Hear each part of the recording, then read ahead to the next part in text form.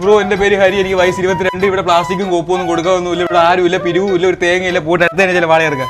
Question paper എല്ലാം നേരത്തെ കിട്ടിയ? അല്ല ബ്രോ, ഇതും പറഞ്ഞ് ഇവിടെ സ്ഥിരം വേട്ടാവാളയന്മാർ ഇഷ്ടം പോലെ കയറി ഇറക്കും. അയ്യോ ബ്രോയെ അല്ല, ബ്രോ കുറച്ചു ഇവിടെ നിന്നു, ഞാൻ പോട്ടെ.